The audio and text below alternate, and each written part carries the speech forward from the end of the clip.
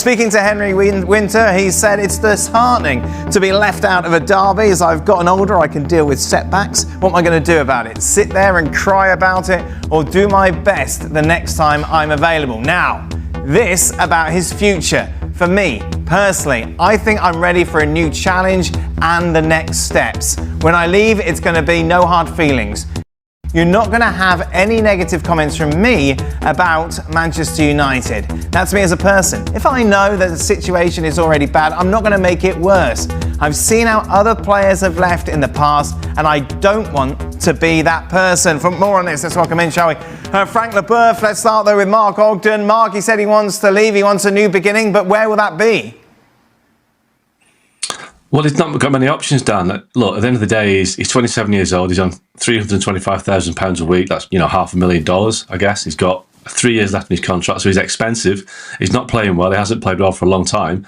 So he's probably looking at the best options are stay at Man United, get your head down and try and persuade Ruben Amorim that you've got a future there, or Saudi Arabia, because as much as Saudi Arabia won't appeal from a football perspective, the financial side of it will, and it will appeal to United as well in terms of getting a fee for Rashford.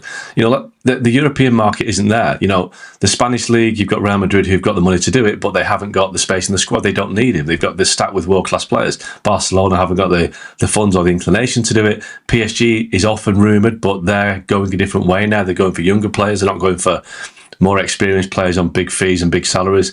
I think the domestic market in the Premier League, that's unlikely as well. Chelsea don't sign players over the age of 24. Arsenal have signed Raheem Sterling on loan this season, hasn't worked out. They can't accommodate Rashford.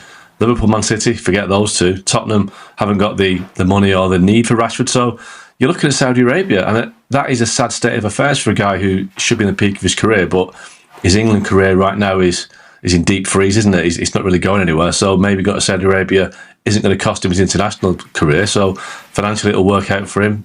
But is it where he should be? I don't know. But I think that is what he's looking at. It's Saudi Arabia or stay at Man United. Mark, how did we get here? As you say, this is a player who should be in his prime at the moment.